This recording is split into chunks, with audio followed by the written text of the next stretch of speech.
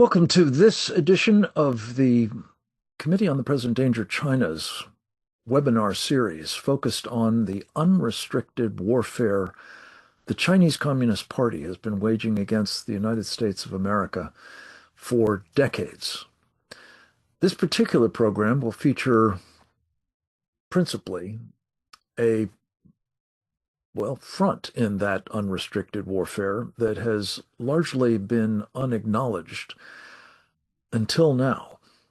And the now is the statement the President of the United States made last night, as we speak, to the American people, in which he very explicitly spoke of intelligence information and other documentation that he has made available to the American people, making clear that, in fact, the Chinese Communist Party has been engaged in what I would think of as unrestricted electoral warfare against our country.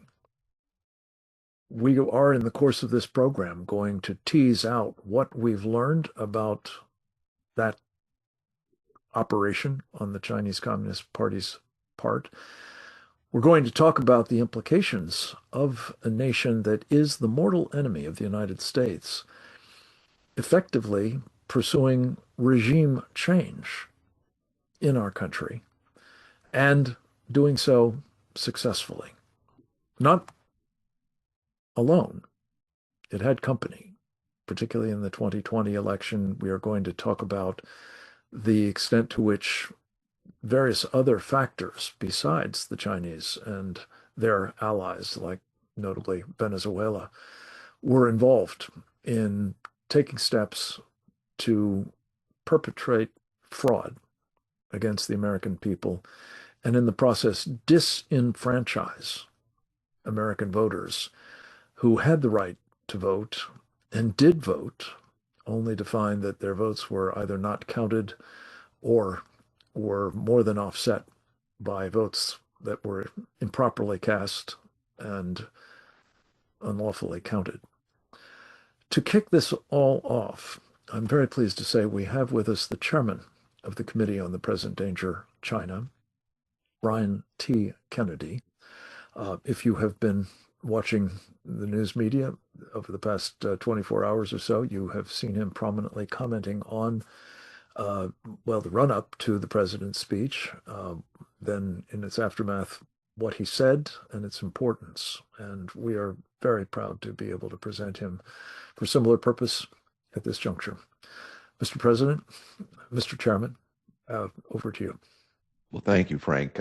Great to be with you, and very proud to be with the team we have assembled here this morning. This is really an A team of national security experts, and I'm very proud to work with you, Frank, and with them on these important issues, most especially the threat from communist China. I will say I thought the president's speech was great last night. It was the beginning of an important examination that this country is going to have to take into our election system. The president said the elections were not secure. Now, we know most of the time he says the 2020 election was stolen. I and many others believe it was stolen. Last night, he was really laying out the evidence, such as we have today, on how it was stolen. He was careful, I thought, in his words, but he was absolutely clear that communist China was involved, that they engaged in political warfare against us, that they sought to remove him from office, he said, and to make sure that his presidency would fail and that he couldn't get reelected. How they did that was a variety of means. They penetrated voter databases. They were engaged in an active information warfare campaign against the United States and President Trump. And he wanted the world to know that. And he wanted the American people to understand that because of their capabilities, something's going to have to be done. Among those capabilities would certainly be their cyber capabilities. He didn't mention this, but certainly everyone knows they have the most sophisticated, or among the most sophisticated, cyber warfare armies in the world. They have between, it's believed, 600,000 to 1 million men in that cyber army. They have some of the most advanced AI in the world. And so their ability to penetrate our voter systems, which the president said are vulnerable, is simply, having that kind of a system, he said, quote, was simply not defensible. And so I thought that was laying down last night an important marker that given communist China and their capabilities, that having an electronic voting system was not defensible. He talked about mail-in ballots and their vulnerabilities. What he didn't say, and what most of the commentators did not address, let me say, we can believe that the system that we currently have with electronic voting and with mail-in balloting, the combination of those two things are really designed for fraud in serious people's opinions. It's just from a common sense point of view, the idea that an electronic voting machine wouldn't be vulnerable is simply unrealistic. The same would be true of mail-in ballots. With mail-in ballots, you can obviously engage in all sorts of, duplication of ballots, mailing in other people's ballots, what have you. But the key point, I think, last night that people weren't drawing was if they tapped into our voter databases and had access to, the president used, I think, 200 or 220 million voter rolls or voter, files. That's everybody who votes in America. If they have access to those, what communist China could then do would be to find within those voter rolls all the low propensity voters in the country. That could be itself probably, 40 or 50 million people who are what we call low propensity voters. All they have to do is take a percentage of the low propensity voters and, take those names, produce counterfeit ballots, because we know the ballots that that people vote on, or there's nothing secure about the ballots themselves. Communist China, if we just want to play it out, could steal the names, which they did. We know they could, in theory, counterfeit ballots. Counterfeiting a ballot would be much easier than counterfeiting, for instance, a $100 bill or a $20 bill. You counterfeit the ballot, and then you vote, let's just say, I'll pick a number, 10 million people, just an arbitrary number, and you vote those for Joe Biden or any other candidate. The ability to do that for a nation state like Communist China is absolutely clear. Whether we have evidence of that is still being assessed. But what the president was suggesting last night was that the intelligence community withheld these facts from him, that capability, both before and after, and kept from him things that he obviously should have known, which were acts of war by Communist China against the United States. There's some question about whether or not the electronic voting machines flipped votes. Well, that was not something that the intelligence community, if they know it, it's not yet been uncovered. But they weren't studying that, or they weren't analyzing the situation, and they weren't doing what they should have been to make sure that our systems were in fact protected. As we've talked about on this show many times, we know that the components in the machines, almost all of them, are made in Communist China or Taiwan. Many of the machines, maybe a third of the machines or more, are assembled in Communist China or Taiwan. Some are manufactured in America, but even those are using Chinese components. The ability of these machines, because they're using computer software that can be programmed, it's quite obvious that they can be programmed to, in fact, manipulate votes. Where we are today is we have a lot of belief about the vulnerability of the system. What we don't have are the actual facts about how and where that happened. And we have a lot of stories about Venezuela, for instance, or China itself, or the software being developed in Serbia and the origins of Dominion voting. What we don't have is anything authoritative that has yet been made public. That's the key point, yet been made public. There's been a lot of independent research on this. There's been a lot of investigations, but now is the time for two things to happen, and I'll conclude with this, Frank. It's time for everything to be uncovered that we know. And I would say even then, we may not have at our disposal all of the facts. But we have an election coming up here. And the thing to realize is just given the facts that we are acknowledging publicly that communist China has been part of this, we have to take the necessary steps to make sure that they can't do this in this fall's election and in 2028. That means the logic of what the president said last night would mean that we have to ban the voting machines. Secretary Mullen didn't say that this morning. He said that DHS would work with states on that. Well, I will tell you right now, that's impossible. There's no way to work with states to fix those machines. They're not fixable. The software, the databases, the reporting systems that we're using today, those aren't fixable. We have to get back to a system of paper ballots, marked by humans, counted by humans, and done in the most transparent way possible, yielding the fairest election possible. We have to do that today because communist China or any bad actor can manipulate an electronic voting system. The necessary steps to get us there are something we can talk about, Frank. I don't think it's as easy or obvious as some even on this call may believe. I think it will be a huge political fight, but it's one we're absolutely going to have in the future. And I think this is the start.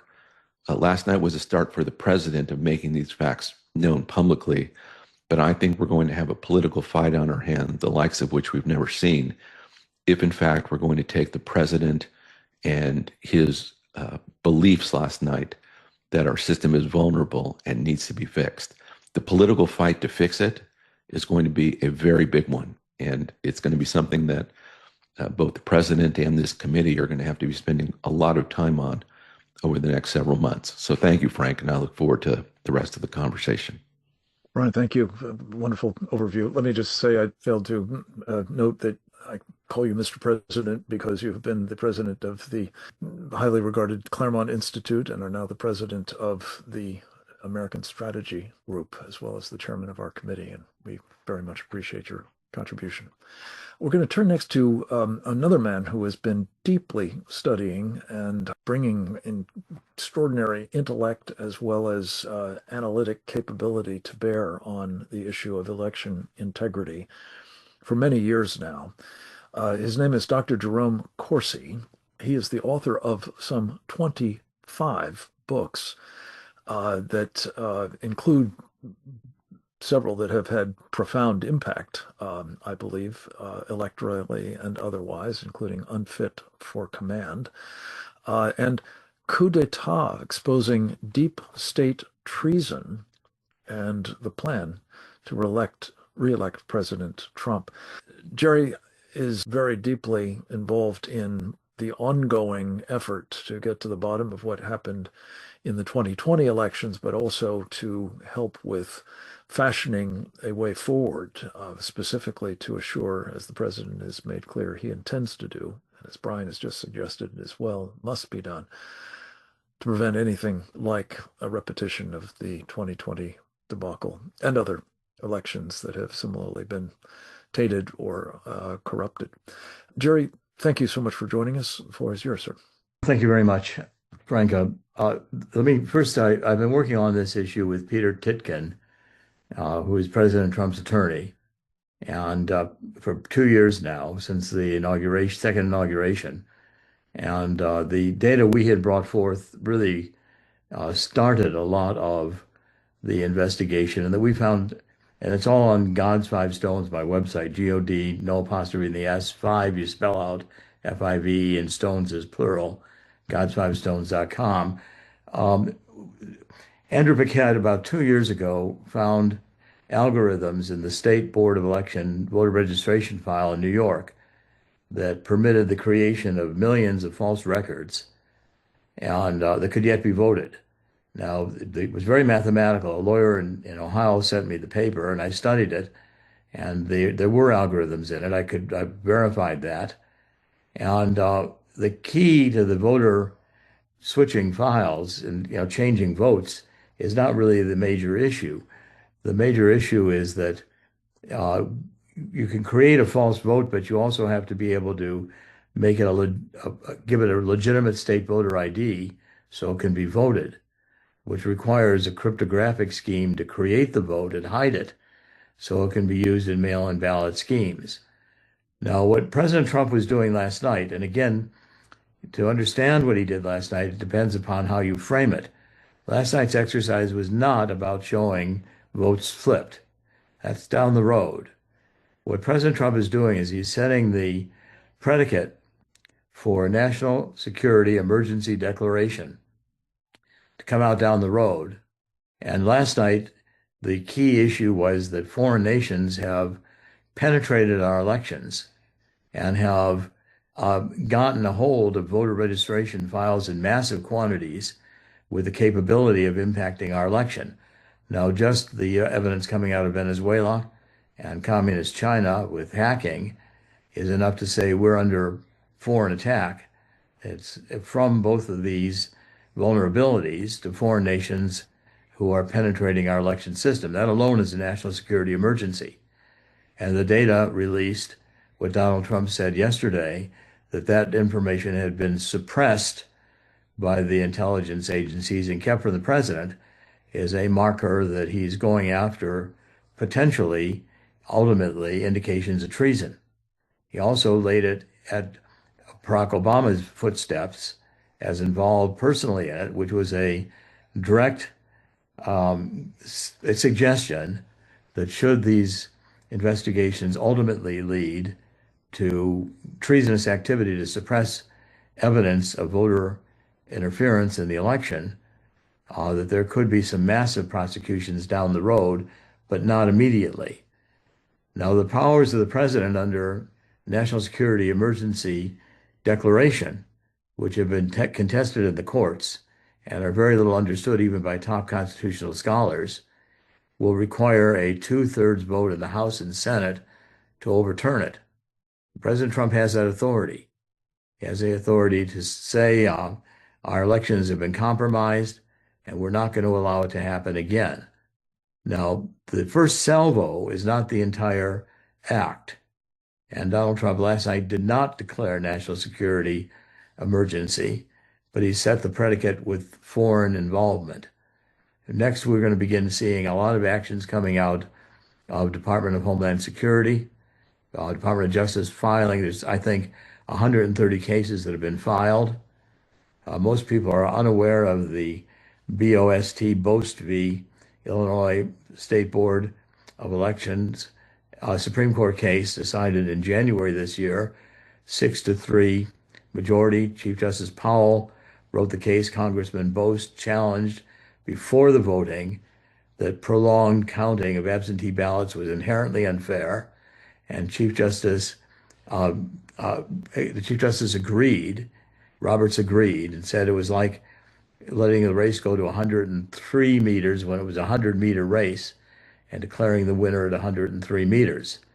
Now, last night was mainly aimed at putting pressure on the SAVE Act to get passed. And I think the chances of that happening now have increased. But this is round one of the evidence, and there will be more definitive action. The press is trying to frame this as you can't show us votes that were switched. Well, they can, and that evidence is ultimately available in multiple states. And it is being collected even right now in Georgia. But that didn't have to be released yesterday. The press could be set up so that you had major networks like NBC and CBS was the only major network that carried this. President Trump suggested last night their licenses can be challenged. Those challenges are probably forthcoming. The mainstream media saying all these claims have been refuted and all the Supreme Court cases And cases brought in the courts in 2020 were not favorable to Trump. Well, they were in 2020 challenging a certified election. That's hard to do. Standing is hard to get in that issue. The Bose case showed that challenging an election before it was held, a candidate has standing.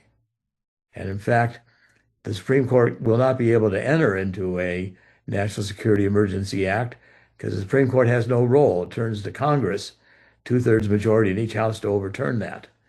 So what the media is desperately afraid of is that President Trump has the authority in his office alone to have federal supervision of the election, even if it were to involve using the National Guard or inspectors or whatever he decides to do, ICE supervisors to see who shows up as foreign nationals trying to vote, and criminal prosecutions resulting.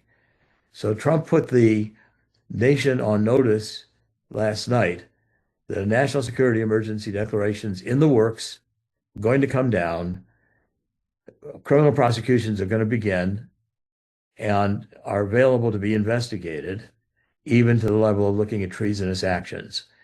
The press trying to say, well, we didn't show any votes were flipped, missed the point. And their attempt to reframe what happened last night, I think, fails miserably to those of us who know what's going on. Jerry, thank you so much. Again, further fleshing out both what the president spoke to and its importance.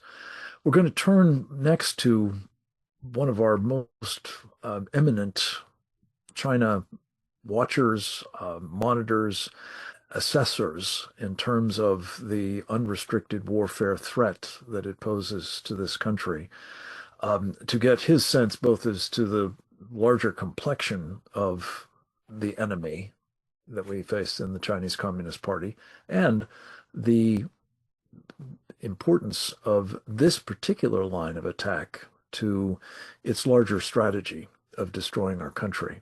Our next presenter is Captain James Fennell, United States Navy retired, man who has throughout a distinguished career in the armed forces, notably in his final duty station as the chief of intelligence for the U.S. Pacific Fleet, been extraordinarily clear-eyed about what the Chinese communists were up to, both with respect to their military capabilities and ambitions, and what it would mean for our country if not checked. He is the co-author with Dr. Bradley Thayer of a best-selling book entitled Embracing Communist China, America's Greatest Strategic Failure, one aspect of which is a phenomenon that they've described as threat deflation at the hands of what the Chinese have called old friends of China, enablers and other fellow travelers who are complicit in some of the damage that has been done, notably, as we will hear from Captain Fennell, with respect to the corruption of our election system by the Chinese communists and their friends. Captain Fennell, thank you so much for joining us, and the floor is now yours, sir. Thank you, Frank, and it's an honor to be with this webinar today and the other panelists. There's nothing more important and more sacred for the United States American citizen than the franchise, the vote, and the integrity of that process. And what President Trump did last night was stand up and describe, and as Brian and Mr. Corsi have said, the system was not secure, the system was at risk, and it was penetrated and influenced by the People's Republic of China. The details of the specifics of what happened and those things will be, further revealed and analyzed. But the idea that we had an adversary in the Chinese Communist Party that was dedicated to subverting our election process through whatever means that they could is unquestioned. And I spent part of this day looking at the whitehouse.gov website and the different pillars of information that they put up for what has occurred and the data that they had. And one section was called China's Acquisition and Exploitation of American Voter Data. And in that section, there was 23 classified, now declassified documents. They're redacted, but the redactions aren't really relevant to the message it comes across. And the message it comes across is kind of two-part. The first part is there's more than enough evidence provided there that demonstrates that the Chinese had intentions and that the IC in some levels, in some parts, understood that the Chinese wanted to influence our election. But there's also another part to it, which is there were other parts of the IC at higher levels in different agencies, and I'll call out two of them, Central Intelligence Agency and the National Security Agency, that were questioned by other analysts by the NIO, National Intelligence Officer for Cyber, questioned why CIA and NSA were massaging or changing and threat deflating China's involvement in this nefarious activity. So this is not a surprise to me. It's not a surprise to anybody who's a member of the Committee on Present Danger China. But what it does is it blows a hole in 50 years of what we have had, which is in pro-engagement with the PRC and the Chinese Communist Party. And this engagement school that was created by Henry Kissinger has dominated the U.S. government, dominated our think tanks, the national security apparatus. It's dominated Wall Street and a lot of other places. But in terms of our national security apparatus, and in the intelligence community where I worked for almost 30 years, this kind of thinking was dominant in all services. That's in the Department of Defense, now Department of War, but also at Langley, also at Bolling, also at Fort Meade with NSA and the other agencies. There was a propensity, almost always a reflexive response, was to continually downplay both the Chinese Communist Party's intentions towards America and the capabilities that they were developing. And these few documents, which, as the president noted, came from a burn bag that some knucklehead didn't destroy, are just the tip of the iceberg. And so what I would hope will happen is, in addition to all the election integrity measures that have been mentioned so far, and I agree with them 100%, we would also create a special outside independent review organization that's not part of CIA, it's not part of ODNI, but former officials, trusted outsiders, people with integrity that can come in and start examining other aspects of the U.S. intelligence community. If the U.S. intelligence community had the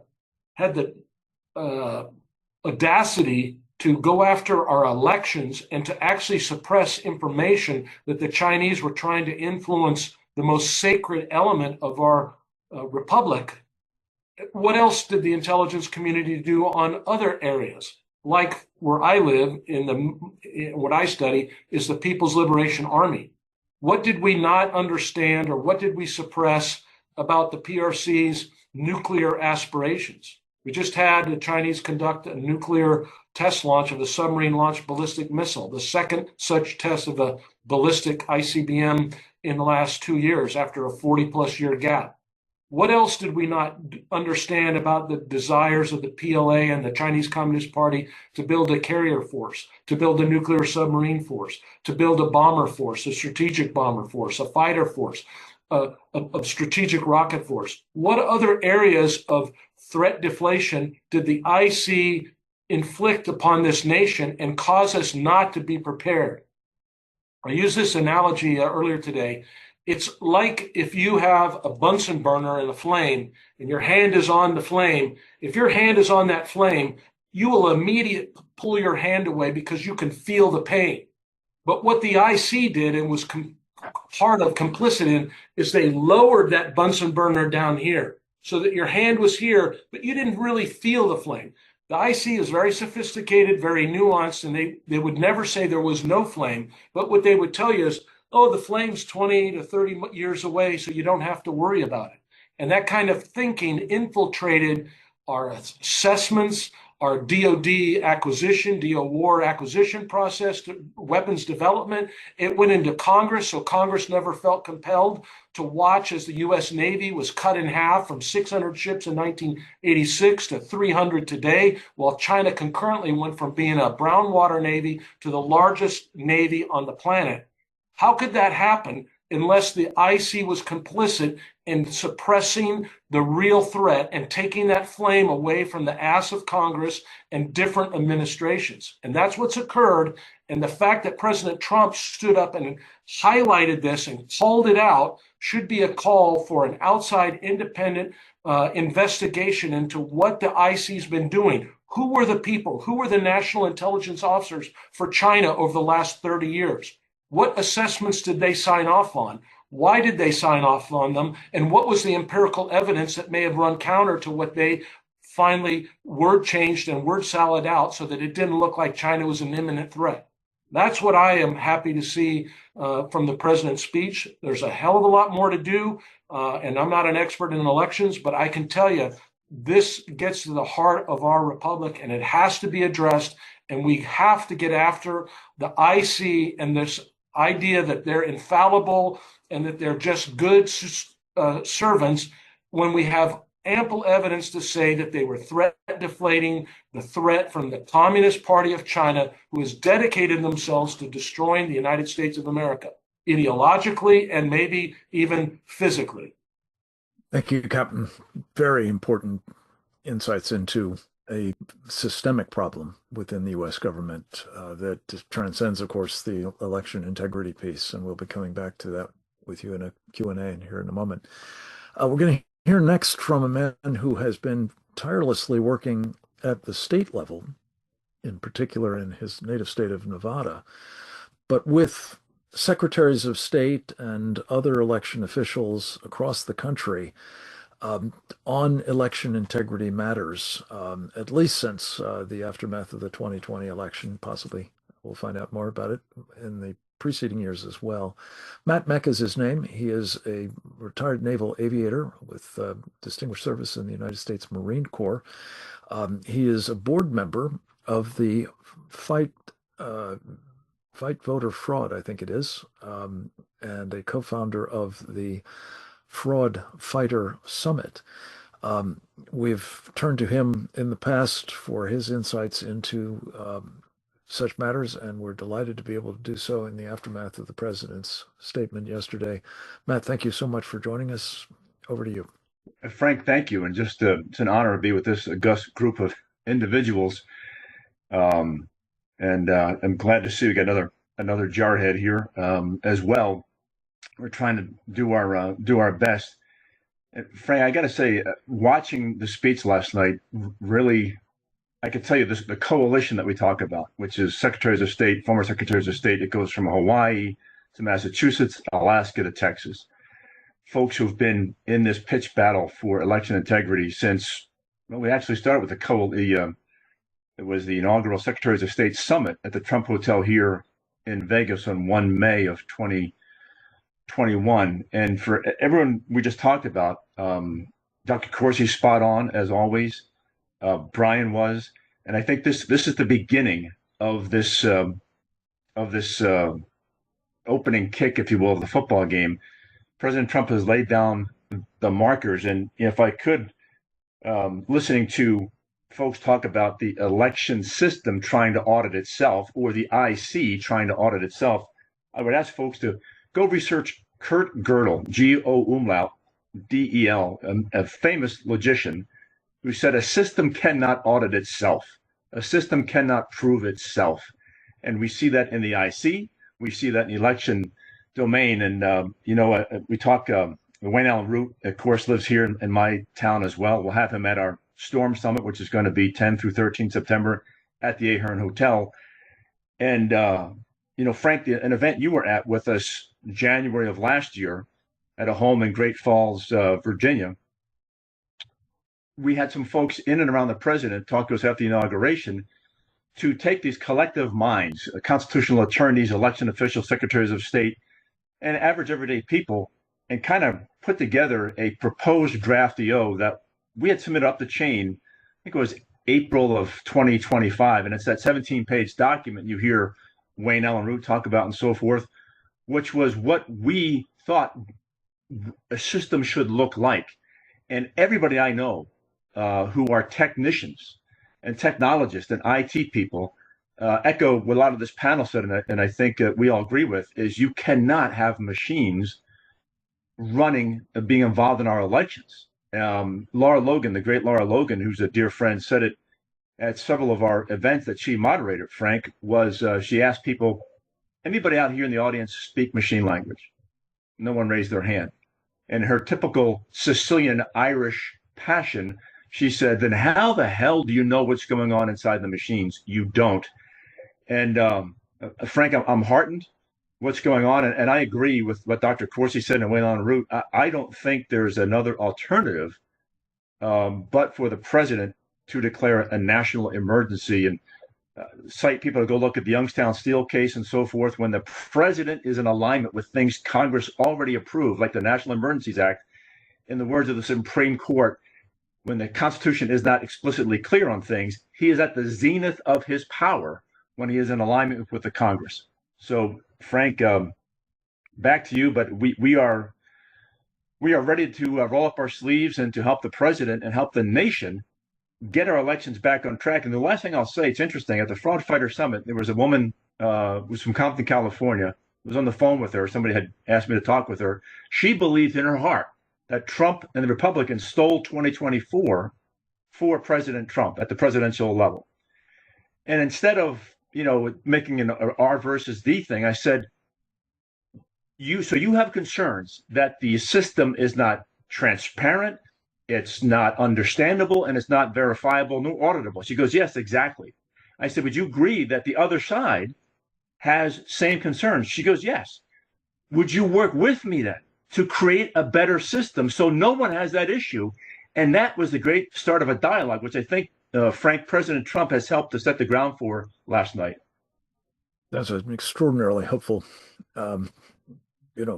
account. And again, a tribute to what you and these acting and former officials are doing to try to bring, both forensic analysis and constructive problem solving to bear, Matt. And we're so appreciative of what you're doing and your participation in this program to talk about it.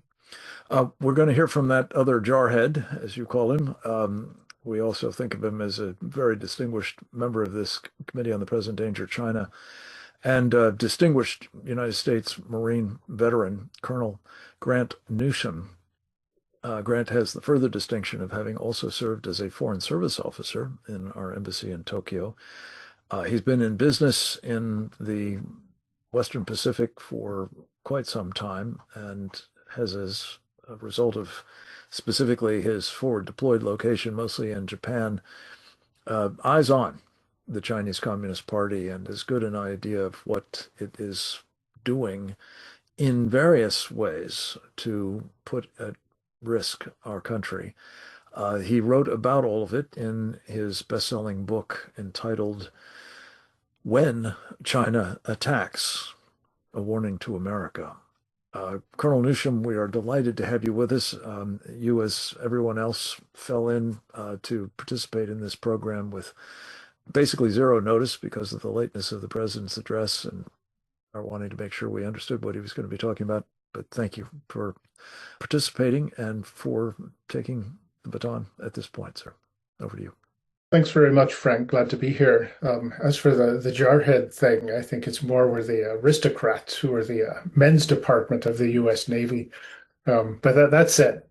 Okay. But, what I'm going to talk about is this idea of the Chinese involvement in our electoral system. And I think to everyone who follows this issue, it's really not a surprise at all. And nothing that they heard last night from the president was all that surprising. It was very interesting, of course, and a good thing.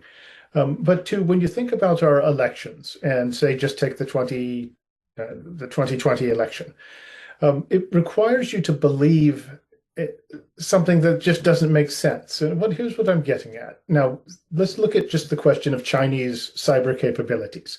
We know that China has various programs like the Salt Typhoon that the US government talks about, it admits to, where they have gotten into all of our critical infrastructure, all of it.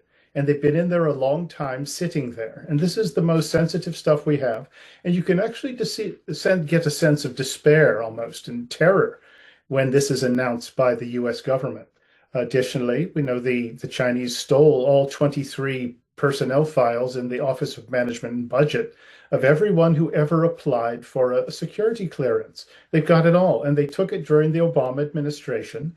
And so you would think that that would be very well protected. There's one company, a Chinese telecom company, that for some period of time, on more than one occasion, has basically hijacked the internet, and this is not hard to find. It's all been reported. Their cyber capabilities that stole the plans for the F-35, the C-17 transport, against our military targets, against commercial targets. This is all very well known. And the problems with Chinese software in things like drones, electric vehicles, the cranes in our ports, even city buses. This is widely known, widely talked about, and considered a huge threat. And yet we're supposed to think that when it comes to our electoral system, that the Chinese somehow haven't noticed it or are too stupid to figure out how to break into the system electronically. It doesn't make any sense at all. This is, in fact, we're told, you're always told, change your passwords for your ATM, for your computers. But the US electoral system, well, not a chance the Chinese could possibly get into it. The hardware and the software that makes up the system, the counting, the tabulators, etc. I don't think the Chinese would even have to break a sweat if you look at the success they have had on other extremely difficult targets. And you'll note, of course, after the 2020 election, the head of the Cybersecurity and Infrastructure Security Agency, if you can find his name on the internet, he said this was the safest election ever held in American history. He made that announcement about 2 weeks after the election. That is not nearly enough time to be able to assess what happened in the national election of the complexity and scale of the United States. And then also keep in mind that about 2 weeks after he made that announcement, the US government was hit by, I think, the biggest cyber attack it had ever been hit with, and courtesy of China. So the guy who assured us that everything was okay with the election, 2 weeks later, the US systems that he's responsible for just get hammered by the Chinese. So one would reasonably think, well, there's something to worry about here, and there's some research that needs to be done. But all you hear is that CISA, this guy said, safest election ever. Everything, any claims of wrongdoing or problems in the election, well, that's conspiracy theory. It's just this blanket denial instead of looking into it. Now, you might think, of course, well, the CIA and the intelligence community, they're all over this. So if there was something, they would have found it. Well, I'm not so sure about that. I will bet that they have not put any of the resources, or hardly any, that they need to look into election integrity. It is not a hot topic for them. Additionally, in recent decades, the intelligence community seems to have been sort of equal measures incompetent and political. I would cite the COVID pandemic, where the intelligence community wouldn't even say where it came from, even though any taxi driver and any, well, if he could speak English, in an American city could have told you where it came from. And they also appear to have gone out of their way not to implicate China. And in all of the things that we've been talking about, particularly the president's speech, it appears that they have withheld intelligence from him and from Congress, massaged it, manipulated it, and in a way that none of us, that people wouldn't imagine. And I would also cite that letter on Hunter Biden's laptop signed by 51 prominent former, well, many of them prominent, former intelligence officers who said this is Russian disinformation. It hasn't, it's bogus. And they knew what it was, but they did it because, in the words of Mike Morrell, the acting director, former acting director of the CIA, who was behind the letter, he said when he was hauled before Congress, well, I wanted Trump to lose. And that's the kind of people we are dealing with.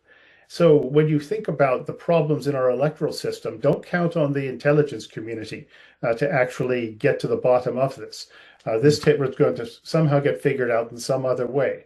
Now, we might also think, when it comes to our intelligence or electoral system, well, the Department of Justice and FBI, they have flying squads agents and auditors to go investigate claims of electoral fraud, electoral irregularities. Well, they don't have anything of the sort. They just don't have it. It is grossly undermanned, and it really doesn't do anything. At the state level, it's no better. And the chances of getting in and detecting fraud and wrongdoing in an election in the amount of time that they have available are pretty close to zero. So we really have no way of auditing the sanctity of a US election. It's also worth looking into or considering this in the terms of the broader Chinese approach to warfare and really trying to destroy us. And going after the electoral system is just one part of a broader strategy they refer to as unrestricted warfare, war without rules, you name it. But that's where the elections fit in. And this is things like chemical warfare, drug warfare, the fentanyl that's killed 800,000 of us and rising, going after the press. Not that that's very hard for them to do. It's easy to find reporters who will say something bad about President Trump. The Chinese don't have to work very hard there. They've subverted the business community, and they have got proxies throughout our political class as well. And the rioting, if you remember, that was taking place in 2020 in our cities, BLM and Antifa, well, the ties to the Chinese Communist Party go back quite a ways with both of those. So this is just part of, of a broader scheme to bring down the United States. And so what I want to go back to is one, that President Trump said what was pretty well known. And now the question is, what do we do with it? And also, let's really go over the documents and see what was released. But it is going to take some sort of a real review of our system because it has simply got so many problems. And the Chinese role in it, it would take really an ideologue or somebody on the Chinese payroll to actually dismiss it as baseless conspiracy theories and racist thinking. So just a few comments on the subject. Thank you for having me, Frank. Terrific, Brent. And again, a macro picture here that's very, very helpful indeed. We've got some time for some give and take with this distinguished panel and between its members, I hope, as well. I wanted to start by coming back to this sort of issues of systemic problems. We know the systemic whole of society people's war that the Chinese have been waging against us. It's not just the unrestricted warfare, it's a total war. We've been told, going back, I believe, to 2019, when this was announced in the pages of the People's Daily. Could each of you take a moment and just speak to this issue of how a nation like ours can contend with a nation like China's with the vast resources that they're able to bring to bear, human as well as technological, if in fact we're doing other than the most basic means of casting and then tabulating ballots, i.e. paper ballots, with appropriate identifications along the lines of the SAVE Act, and in local precincts with a very limited amount of time, given to the processing of the votes.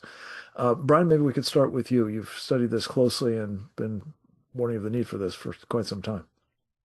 Well, thank you, Frank. I mostly on this, I just operate on common sense.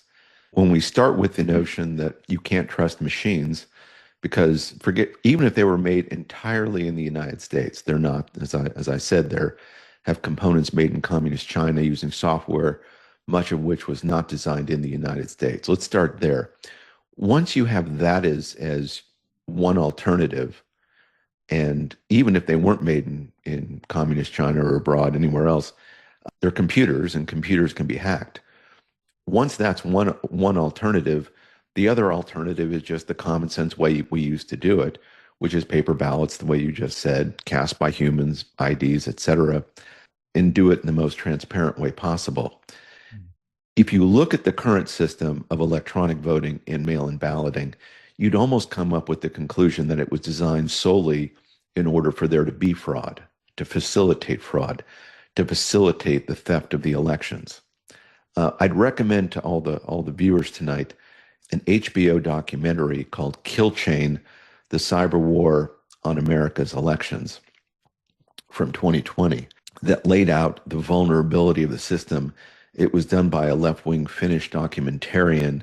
The stars of the documentary were Democrat Senators Elizabeth Warren, Ron Wyden, and Amy Klobuchar. They were making the case back in 2020 that the Russians were going to steal the election for Trump using the electronic voting system. It was widely understood on the left that you couldn't trust these systems. On the right, it was believed you couldn't trust these voting systems. Only when there was a presidential election stolen in 2020 did our side really wake up to the notion that this system could no longer continue. I would say, Frank, that with all due respect to Jerry Corsi and Matt Mack, both of whom I admire deeply, I think the notion of using the National Emergencies Act is not going to be quite as simple as they think. I think there's going to be an enormous political fight. I've read Peter Ticknen's memo. I've read other constitutional scholars. I've read everything that the left has put out about the National Emergencies Act. And it may work. I hope it works, but I fear it won't work. And I do believe that the court will take it up, and the court could easily rule against President Trump. I don't care what the National Emergency Act says. This is a court that is not to be relied on. Now, what does that mean? I think it means that there's going to be extraordinary political back and forth between the president and the Congress. He'll need the Congress anyway to even using the logic that Jerry laid out. You're still going to need 2/3 of Congress on your, a third plus one on your side to sustain any kind of override. But even then, I think we're in for the biggest political fight of our life if President Trump actually takes that next step and outlaws the voting machines and requires paper ballots, because there's no real enforcement method to make that a reality. The state of California is going to tell them to go pound sand. And then your only option is a political option. Let's just say the president said no voting machines, they're going to say, so what? We're going to use voting machines. What are you going to do about it? The only alternative that the president has is to seize the voting machines, which is not an easy thing to do. Big country of ours, seizing the voting machines is going to be a difficult proposition. The other thing would be to have Speaker Johnson and, President Pro Tem Thune not seat those people who are elected in those states that used electronic voting machines. That's a big political step too. Maybe a third of the country would not be represented in Congress under those circumstances. And I say all this just to color what may transpire over the next coming weeks and months about making this into a reality. The political fight is a very big one.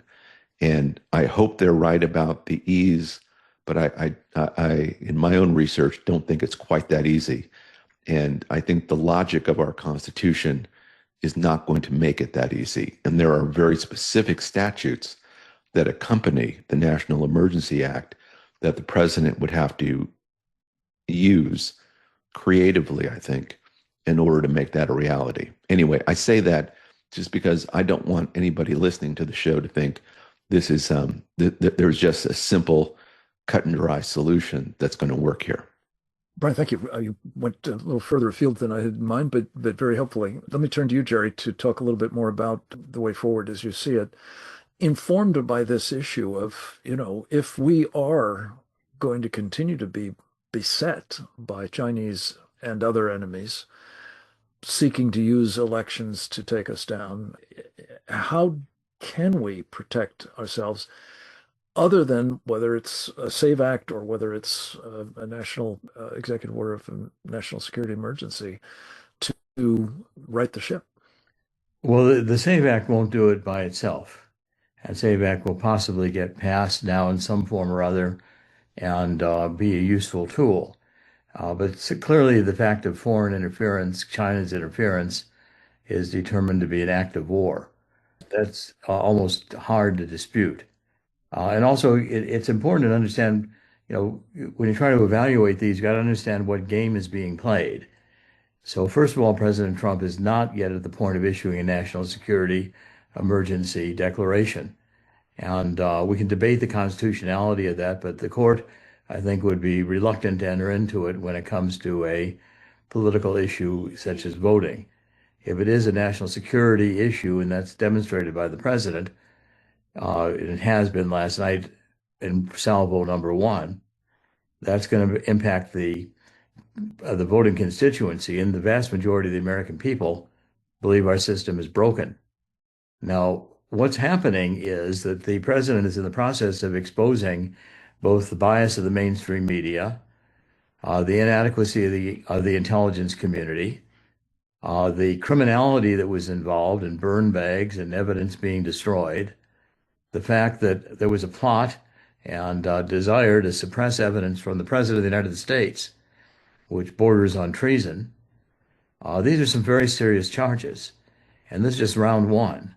The Department of Homeland Security is prepared with evidence. There are federal observers already going into the primaries in the 4 or 5 states.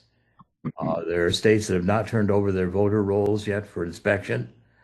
And when you go back to the various kinds of orders that the presidents have had to call, I mean, going back to President Eisenhower and President Kennedy sending federal troops to desegregate schools, the powers of the president in these kinds of situations are very, very strong. Now, the Constitution does not allow, a national security emergency. They don't want the president to become a dictator in times of crisis, as the Roman system allowed. But the powers of the National Emergency Act, especially under Reagan, when cases like INS v. Shada, etc., began to establish you needed both houses of Congress, 2/3 majority to overturn a national security emergency order.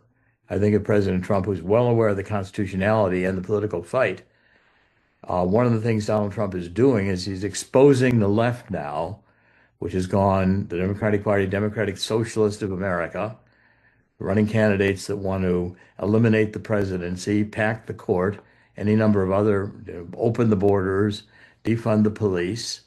The American people are beginning to be shown the complete vacuity and maybe the revolutionary nature of what the Democratic Party and the American left has been. Marco Rubio's speech yesterday was extremely powerful in terms of the violence of the radical left.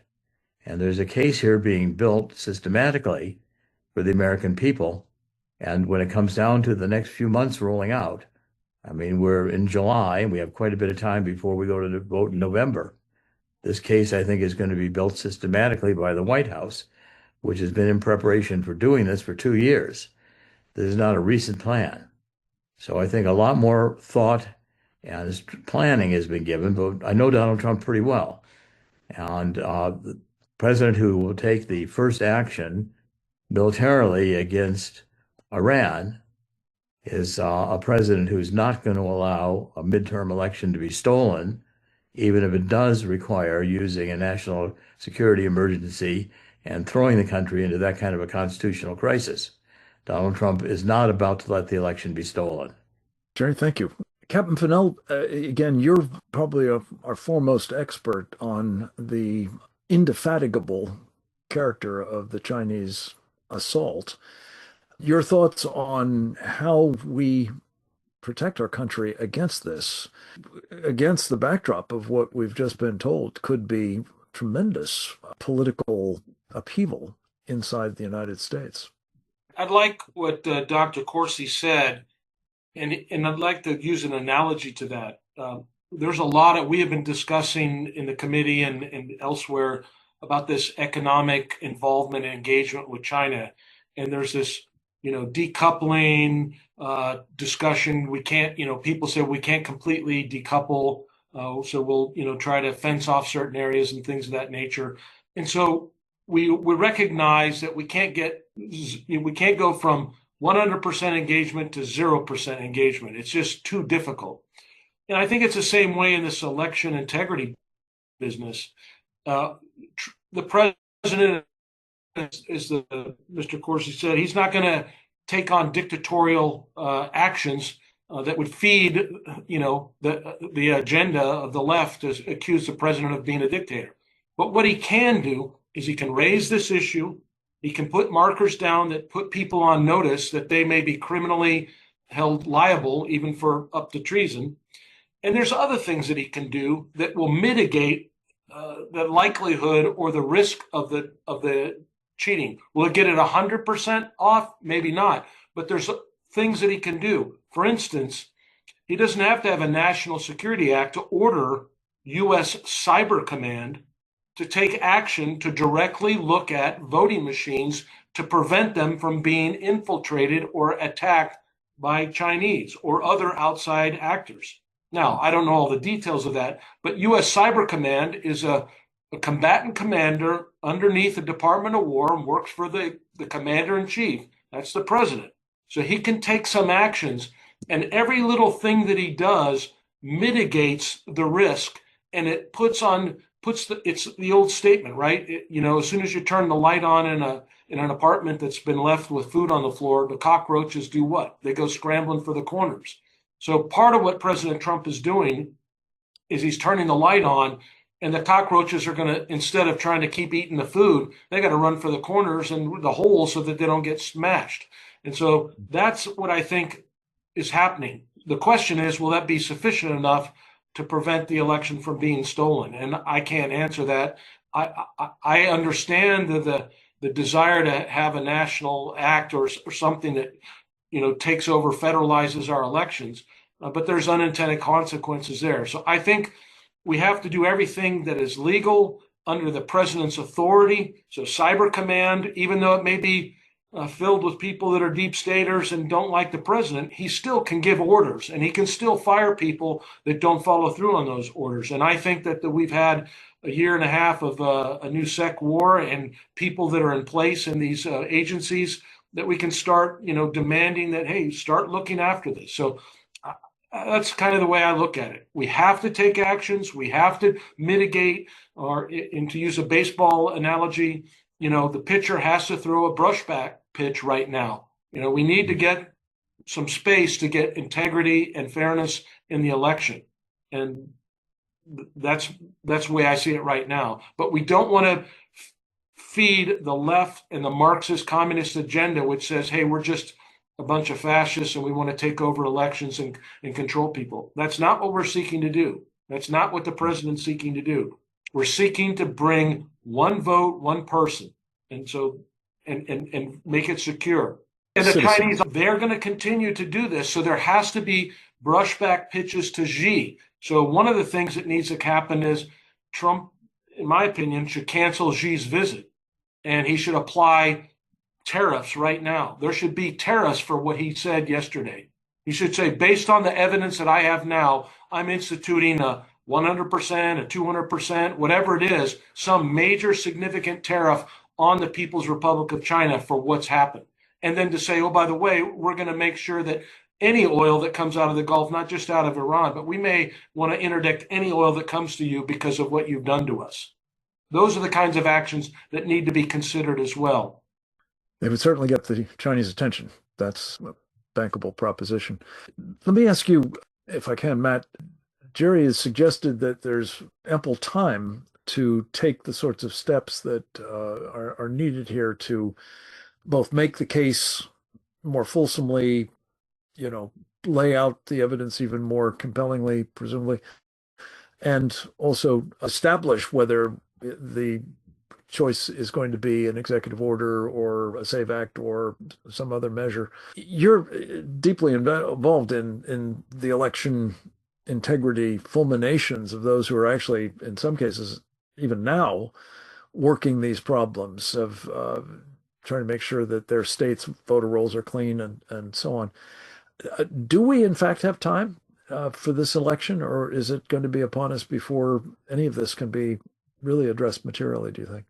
I would say, optimally, the way I would like to see it done, it would be working more with more, I guess, alacrity, and the people could see what was happening from last year. I think Dr. Corsi is saying the right things, though, is that there's a lot happening behind the scenes, and we've talked to folks who been briefing Tulsi and DOJ and the White House and so forth, and there's a lot going on behind the scenes. Part of it, we were hearing on the outside the tension in the IC just for what Trump did yesterday, but I think there's time. And I think what I agree with Dr. Corsi on is that I don't see any other option to fix this right now. The system needs a systemic shock because it is so metastasized with corruption. I don't see it any other way. Matter of fact, after that meeting you were with us with, Frank, in January of last year, we engaged with some of the folks who were former national heads of the labs here in the country, and had them do an analysis. The machines you've got out there, whether it's Dominion, Hart InterCivic, ES&S, Smartmatic, whatever, is there a way to fix those in the time between the midterms? And this was started last year. Between then and the midterms, can you fix them, or can you replace them with a system that would hit all the check marks for what the Department of War requires for us to do for any critical infrastructure in DHS? And they said, no, absolutely not. You can't do it.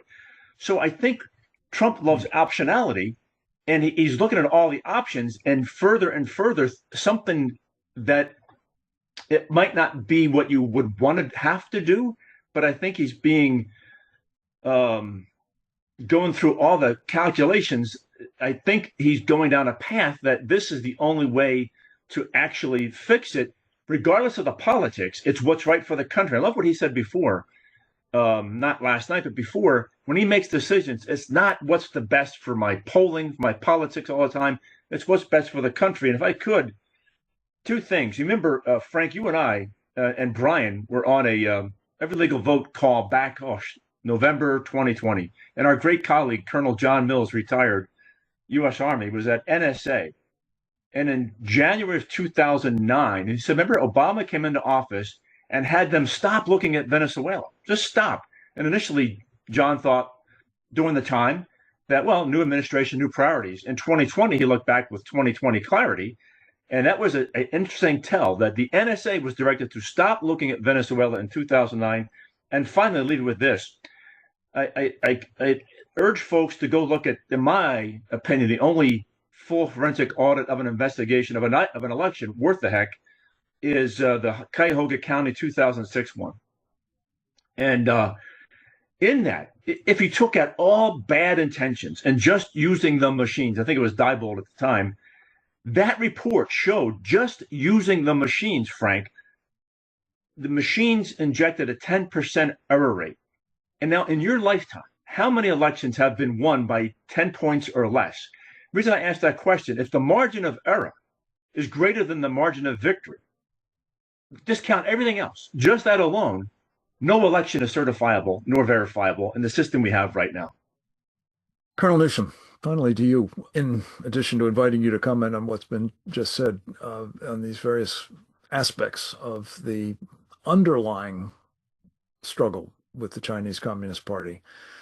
And mindful, again, as we've been talking about, it's not just the Chinese. It's fellow travelers, it's friends, it's democratic socialists, it's, I would add into the mix, Sharia supremacists as well, who are interested in using elections to achieve their desired end state, which is the takedown of our country. But just staying with the Chinese, because this is, after all, the Committee on the Present Danger China programming. When you look at what China is doing right now, and you study it, as I said, very closely, day in and day out, this is against the backdrop, this particular critical moment in which the President of the United States has essentially made clear the Chinese Communist Party have used unrestricted warfare techniques through our elections to bring down the government of the United States.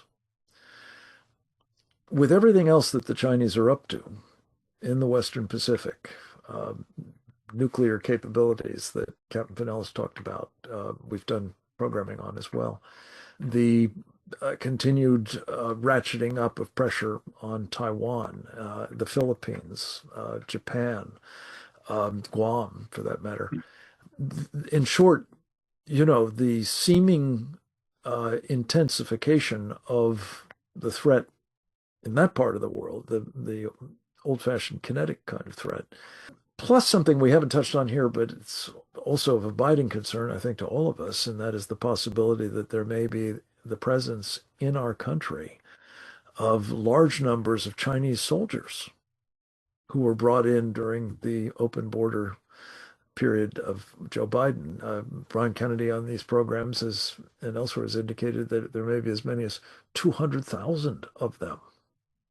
Whatever the number is, it's obviously a very considerable threat if weaponized. How do you see, sir, the state of this war, and how does that factor into the decisions that the president must take now to respond to what has been described here as an act of war against us by China? In baseball terms, I'd say it's the bottom of the seventh, and we're down by about 4. Sort of playing the old Yankees when they were good, are really good. It's late in the day, and the Chinese have been hitting us on all fronts, not just kinetic, the military, but you can see it in their proxy warfare, where they bought off a good chunk of Capitol Hill, where they have the donor class, Wall Street, the financial class, who see things China's way. So they're having a lot of success, and as you said, they've taken advantage of every opportunity, the open borders, etc. And our electoral system is one that we've got as a prime target. And if you think about it, when confidence in an election disappears, the country starts to tear itself apart. And that's what the Chinese refer to as or some other people refer to as entropic warfare. You're tearing it apart, you're degrading it. And that is all to China's advantage, because it makes it that much harder for us to present really a coherent opposition to them. We might push back in some ways, in some areas, but overall, we've got so many problems on our own side that it's just it's a lot more hard. It's harder than it should be, and that is one of the benefits of China subverting our elections, and others as well who understand the fundamental importance of that to the U.S. So this is something, if you don't get a handle on it, it's going to be a huge problem for us. And the Chinese like what they see. I would note that in all of the administrations that I've been aware of, really since Nixon's, that the only one that has actually scared the Chinese was Trump, for Trump's first administration. He had some excellent people in that, and they had a plan, and they were carrying it out. Remember, they closed the Houston consulate. It wasn't just spying, but it was the subversion that was going on. They went after Chinese who were intimidating Chinese people in the United States. They just did all sorts of things that were logical, coherent, and the Chinese hated it, and they wanted them off the battlefield. And that was all the motive they need to do everything they could to get Trump out of office. Now Mr. Trump is back, and we'll see what he can do. And others have mentioned, of course, pushing back on the Chinese with this. It would be good, of course, as Captain Fennell suggested, to sort of turn loose our cyber experts on the systems, on the networks. And also it would be good for somebody to actually take a look at these machines and issue a public report on the vulnerabilities there. The only people I know who have done that are the South Koreans, where their National Intelligence Service did it in 2023, and they found that their systems were widely open to North Korean and potentially Chinese hacking, almost wide open. But nobody has done this on the US side, and that should be done. But in terms of raising the cost for the Chinese, you delist and deregister every Chinese company in the United States. You kick the top 10 leading Chinese financial institutions out of the US dollar system, and you raise sanctions and make it very difficult for them. And if they ask, what's the problem? Well, you tell them, well, you know why. And if we don't fight back on this, then China will keep eating away at it. And the United States is going to have that loss of confidence on the part of regular citizens in that the system of how we choose our leaders, which is fundamental. But as once again, back to the baseball terms, I wish we were the ones that are up by 3 instead of being down by 3. Thank you to each of you. Just a couple of concluding comments from me that hopefully will synthesize a bit of all of this. The president made a couple of points that I thought were particularly salient. Something to the effect that that what we're talking about here is a sort of third world election system. And he actually said not even the third world does it that much. I think he said something like 130 countries have essentially officially declared that the use of these machines is impermissible. They're doing it the old-fashioned way, hand counting ballots and so on. That certainly seems to me to be something that has to be adopted, and that any amount of, cyber explorations and so on is going to come to the same point, I think, and that is if the machines are computers, they are going to be manipulatable, especially through internet access. We also talked at length about another piece of this that I think is particularly troubling, and that is the engagement of the intelligence community in not only keeping information from the chain of command that it was not only entitled to know, but had a really important need to know, but also assembling about it, misleading about it when they were sharing information. That's a level of corruption that seems to me does give rise again to what I said earlier about a systemic problem that has to be rectified. We've talked about the domestic political turmoil. I think it's hard to overstate the dangers of that, especially at this moment. Could we see violence in the streets of the United States this summer? I'm kind of surprised we haven't seen more of it to date, to be honest with you. But efforts that are made, even when it's as clear as I think it can be here, that the purpose is to assure free and fair elections that are properly managed and not subject to wholesale cheating, like mail-in ballots, like these machines, like having voter rolls corrupted and shared with our enemies, and so on. We have our work cut out for us, I guess, is the bottom line. But as a committee on the present danger of China, I think of special concern is all of this is against the backdrop of an enemy that is ever more aggressive in its threats to us and to our allies. And I think, as has been said by each of you to varying degrees, we are going to have to make what has been done to us by the Chinese costly to them, or else we will certainly see more of it and probably a lot worse besides. What exactly that is going to entail and how it will be done will be very much a subject of our future deliberations in these programs and our conversations with all of you. We so appreciate you participating in this one and the opportunity to take stock of what the president has said and the work that is now ahead of us. I want to thank each and every one of these extraordinary national security practitioners, people who have been really at the vanguard of both the problem that we face with the Chinese Communist Party, but also to varying degrees the election integrity dimension of China's unrestricted election warfare against us. So, and thanks again to Brian Kennedy, Jerry Corsi, Captain Fennell, Matt Meck, and Colonel Grant Newsham. You are all national treasures, and we're so grateful for your time and your expertise, and look forward to collaborating with you in the future as part of this Committee on the Present Danger of China and its enterprise. God bless all of you, and God bless our country. We'll be back to you next week. Till then, God bless.